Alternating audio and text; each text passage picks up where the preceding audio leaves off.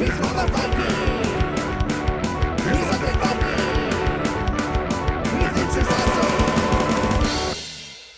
everybody, this is me, the Undead Viking, and this is Radiant, a trick-taking, battling, area control game with some card drafting that manages to combine all those things I just said in a cool little amalgamation that makes for a very, very fun and pleasant time with you and your friends. I'm going to show you how to play the game. It won't take very long. I really like the art. I really like how the game is played, but, you know, I'm getting a little bit ahead of myself, so let's just dive in. I'll show you how this goes, and then we'll come back here and I'll give you my final thoughts. Alright, cool. This is Radiant. I'm going to show you how to play the game. Now, as I said, this is a very interesting mixture of a few different mechanisms. It is trick-taking, it is area control, and there's some card drafting that goes on. So just bear with me and I'll show you how the game is played. Now, this game is a card-driven game. It is a trick-taking game. But the first thing you're going to do on the very first turn of the game is you're going to determine which suit or which area of the board will be the Radiant board. And what that means is basically that suit of cards or that type of card will be considered to be trump. So if you're familiar with trump, means basically it's a more powerful card. But anyway, so you take the top card off the top of the deck, you look at it, and you determine which section of the board it is. This is a Stone Dweller Scout, and I'll explain how these cards work and what they mean here in just a little bit. But what that does is that's going to be over here in the stone area. That is the Radiant. So after each turn, you're going to play 3 rounds of this. Top score wins. You will just move this clockwise, determine the next one. You don't do this again as far as drawing the card. You just go ahead and move it after the end of each round. Alright, so we're just, depending on the number of players, I set up a 3-player game here. Each player will get a certain number of cards. In a 4-player game, each person gets 8. In a 3-player game, each person gets 9. And in a 2-player game, each person gets 10. But I've set up 3-player games, so we're going to take 9 cards. 1, 2, 4, 5, 6, 7, 8, 9. I'm not going to deal 9 cards to the other players, just assume that I have. We're going to take the rest of this deck, and the next thing you're going to do is you're going to set up a tableau of cards, a little grid of cards that you're going to be able to take and draft cards from. You get to draft 4 extra cards to add to your hand, and then you will actually start the process of showing melds that you have, and then you'll actually start doing the trick taking. So let me just put these cards out. And then you just place these out, and I'll explain what the symbols on the cards mean and everything here in just a little bit. But, you know, let me just get these out. Alright, so we got a lot of sea cards so far.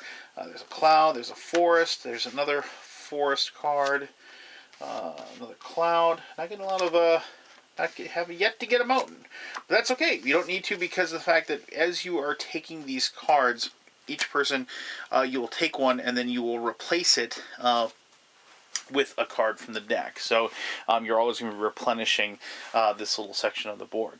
Now, a couple quick things. Well, first of all, let's look at my cards and see what I got here. So we have, like, you know, the different suits. Obviously, very recognizable as far as the color. And also, if you have to, you can just look at the bottom and it says, you know, this is a mariner.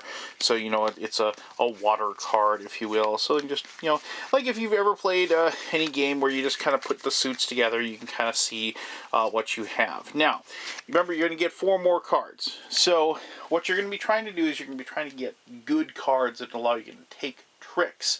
And when you are able to take tricks, then you're able to you know, claim different areas of the board which are going to give you points. And also, if you claim an area that has one of these coins on it, you'll get bonus points, because you'll take that coin, you get to turn it in for points after the fact. However, also, if you manage to get any sort of melds in the game, you know, to represent on the cards that you have, you then are able to turn those in and for extra points. And so at the end of the first stage, they're worth 4, second age 12, second age 8, I apologize, and third age 12. So, you know, pretty straightforward. Okay, so these two mean that you basically have 1 of each. So you have 1 each of the assassins, 1 each of the shields there. An army means you have 1 each of these. that, and these are all four of the colors, all four. This is of all one suit, so you'd have kind of a run. And then mounted knights, basically you have a shield and you have a knight, and so you can put them both together, and that would mean you have a mounted knight. All right, so let me just show you. Let's look again at what I have, and so we can see. So, and then if I'm drafting a card, maybe there's something I would need. So you can see, like, I have, they're looking for, shields or whatever to equal, or also I have these 2 assassin cards as well. So maybe there's a card out there that would add to it. Like, if I need another assassin, I could take this one as one of my cards, because now I have this one, and that one. And all I'd be looking for is a blue assassin at that point, in which case then I would have, that meld, if you will. So let's see what card we're going to go ahead and replace. So then we're going to go ahead and we put a shield. And that would actually, like, if you look on these different rankings, those are elders as far as those go. And as you can see also in these rankings, those are not extremely very powerful cards. But if you're able to get them, obviously then you can turn them in for that meld to get some extra points. Alright, so going ahead and looking, and then so everybody else would pick one. So I'm just going to say, let's say they took that one, and you replace it with this, and then they took this one, and they replace it with that. Okay, and now it's my turn. Unfortunately, my blue dagger hasn't shown up. Now, but I do, let me see if here real quickly, I do have, like, this is what's called a knight. That's that ranking. And a mounted knight is when you have not only a knight, but you also would have, like, a mount as well. So this would be something that would satisfy needing, for a mounted knight to be worth 1 point if I have that particular combination. And so, and also they're actually, can be used and be more powerful in combat as well, which I'll explain also in just a little bit. So, okay, then we go ahead and replace that like so, and then the next person goes, they take this one, let's place that there. Ooh, that's out there. So let's pretend that they don't know I need that, right? And so then they take this one and replace it like so. And now, I'm going to take that one because of the fact I can finish out that meld, replace it, and then just and place that. And I'm, like I said, I'm just doing this kind of haphazardly and randomly, just because, well, I can. And let's just see if I can have one more, maybe a knight combination or something here. Well, I have that knight, but do I have... oh, I do. So I could go ahead and take this one as well. Alright, so now, and after you're done with this, and after everybody else has taken their cards, you're not going to do any more, and you're not going to drive. So you can take the rest of these and just get rid of them and leave them there for right now, but no big deal. Right? So now I have all my cards that I want. So I have... I have that as a mounted knight. Let me see if I can grab another one here. There we go. I have this as a mounted knight, and I have my 4 assassins, one of each color, which is, pretty good. So now I have this, I can turn these in. Now, you don't have to show your melds if you don't want to, and the fact of the matter is that if you show your meld, you're actually showing the other players the cards that you have in your hand. You're going to be putting those cards back into your hand, and so they have a good idea of what you might have, or what, they can use that knowledge to guess what cards you're going to play. It's also a very, very important thing because of the fact that if you play an assassin, you can actually pick the card that somebody else has and say, do you have that card? And if they have it, they'll actually be able to kill that card out of that person's hand. Or they actually kind of force them to play it, and then they destroy it. But regardless, I'm getting a little bit ahead of myself here. So sometimes showing your melds may not be that big of a good of a choice. But in this case, I'm just going to do it just to show you how I score. So I show this for one meld, and I will show... these 2 for melds as well. You can't double up on cards, as far as, I couldn't use, the one knight and then say that's a meld, and then put the knight back in my hand and say, Now that's a meld, so you can only use it obviously once. So in this case, so I did the 2 mounted knights, that's worth 2 points, and then I have 1 of each, and that would be worth another 2 points. So I can go ahead and, if I'm, say, blue, I just go ahead and put that to 4, and that's, obviously the scoring track that goes outside the board. Alright, so now we're going to go, and we're actually going to do our trick-taking situation. But this is the kind of hook as far as trick-taking goes. Whoever is the first player, and that's determined randomly the first time, they are going to, this little card, this little pawn here determines where the combat takes place. And so what they're going to do is they're just going to say, okay, well, there. Combat is going to take place in that location. And so now each player is going to go ahead and then play a card, and they have to play the suit of the area that they're in. So this would be the Cloud Temple, or whatever is radiant, in which case would be the mountains there.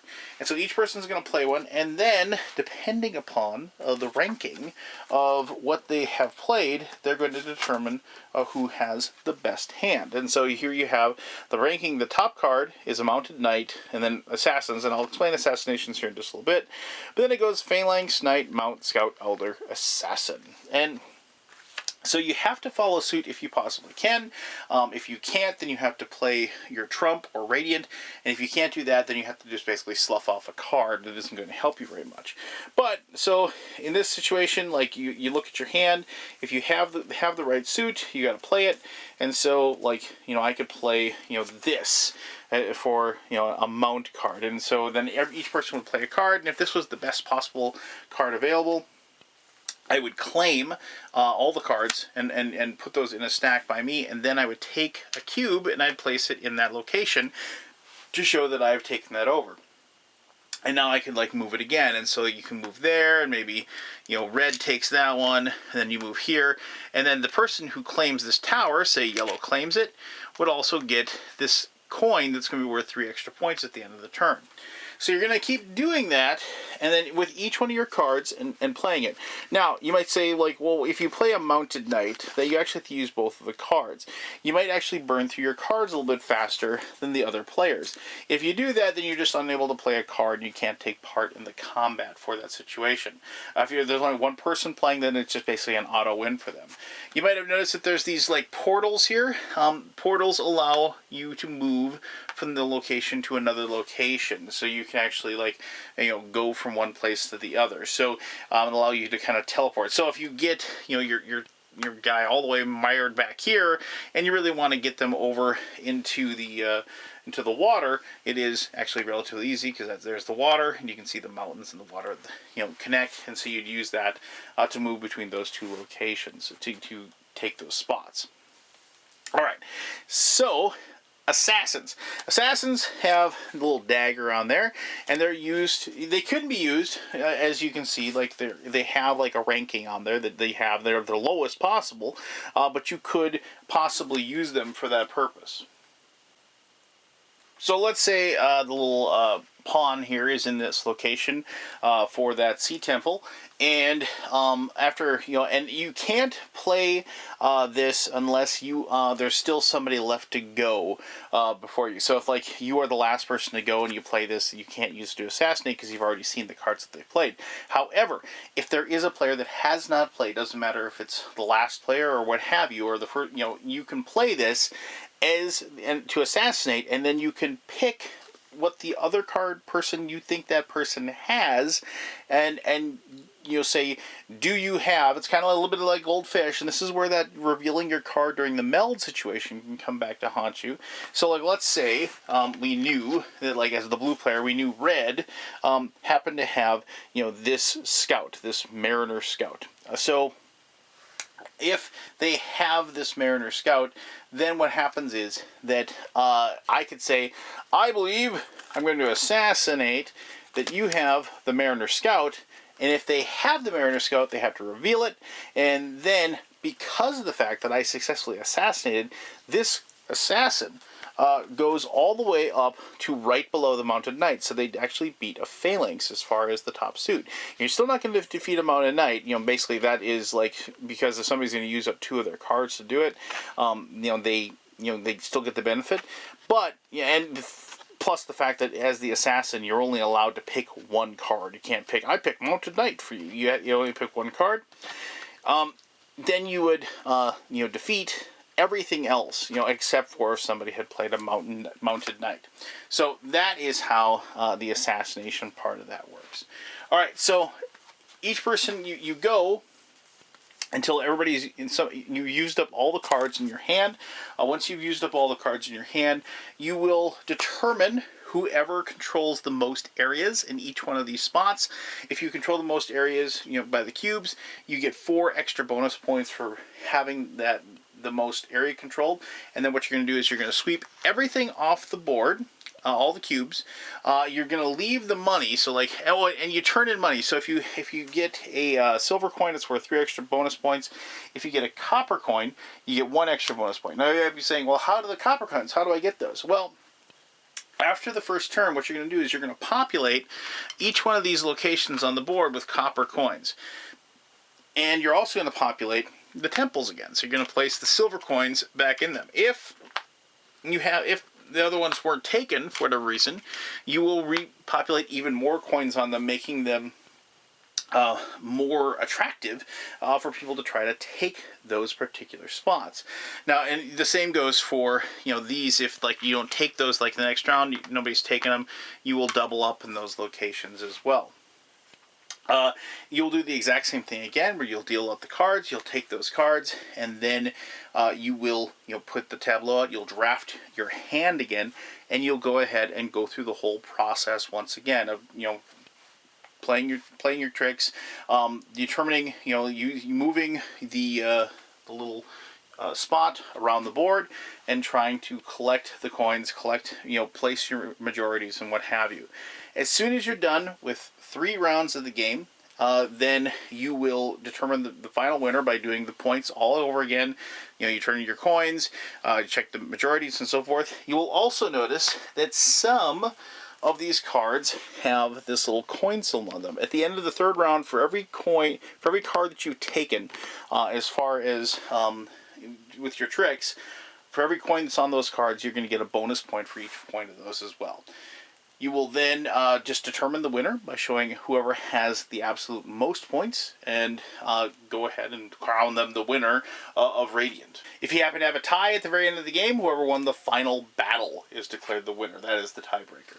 As I said, this is a very interesting combination of different mechanisms that you probably haven't encountered. Having a trick-taking area control game with card drafting added in makes for a very, very fun, very, very spirited game between all the different players.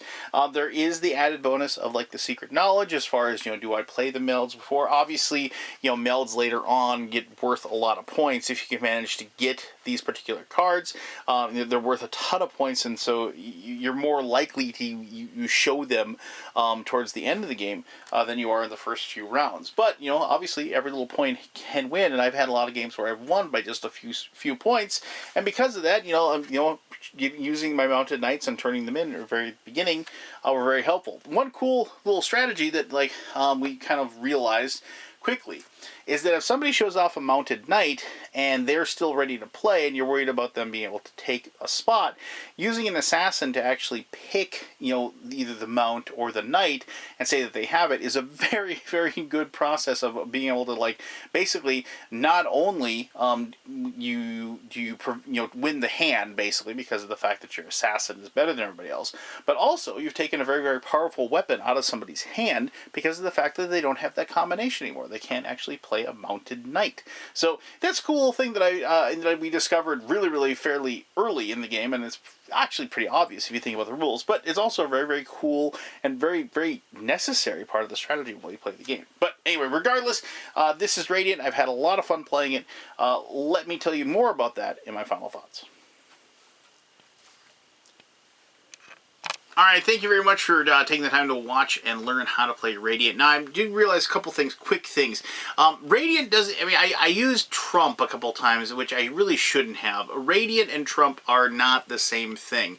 A Trump in, when you're playing, a game of spades or hearts, something like that, Trump is like a card that always wins. That's not the case. A Radiant card actually is just another card that you are able to play. So like a Radiant Phalanx is not inherently more powerful than if you happen to be in like the Cloud area. It isn't more powerful than a Cloud Phalanx. If you do tie between two things that are equally powered, what you will do then is whoever played the card first will win. Now that adds a really cool, really funky little thing that goes on, because timing is very, very important in this game, and being the person that is able to play first is a very, very powerful thing indeed. And then that allows you this weird little assassination aspect as well, because of the fact that if you have somebody that is able to, you like, if you played like Hearts or other things when people go on a run, it's like they have that perfect combination of cards that allows them to move here, win, move here, win, move here, win, kind of thing.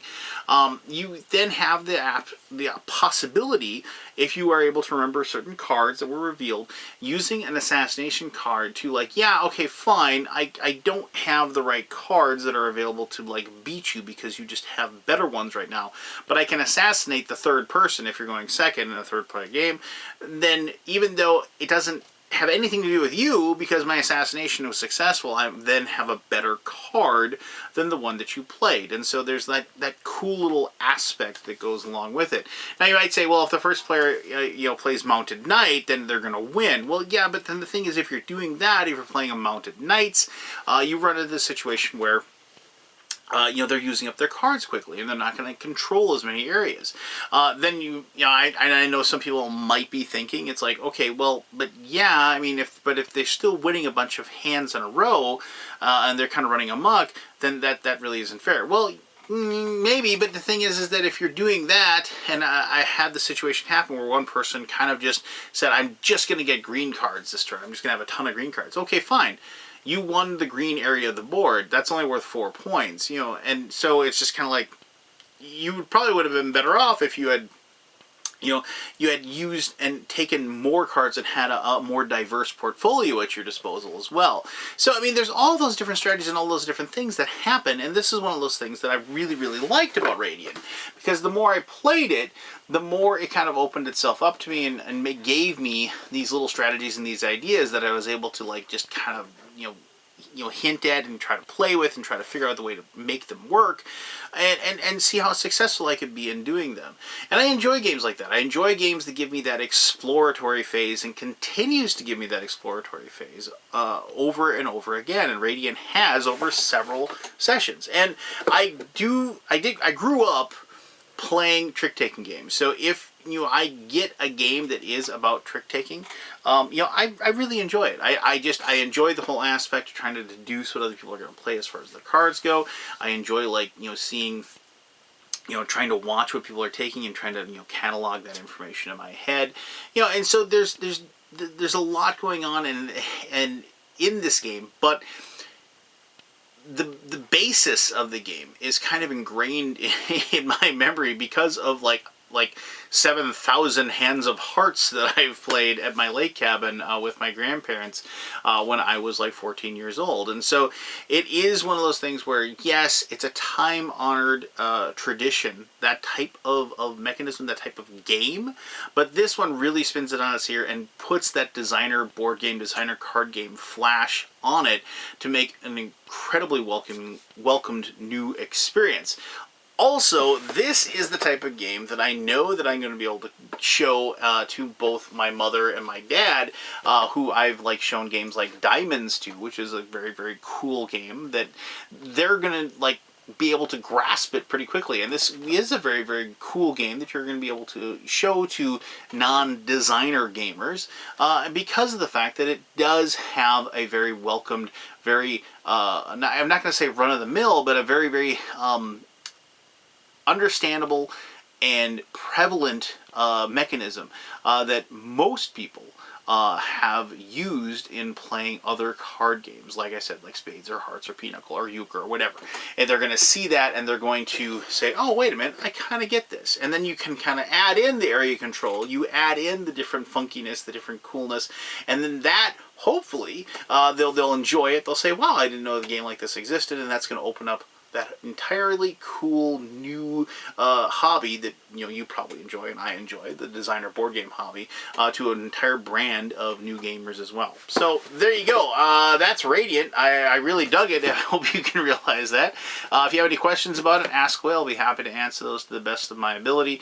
As always, thank you very much for taking the time to watch this video. And until next time, I'm the Undead Viking, and I'm telling you to have yourself one heck of an awesome day. All right. Bye-bye.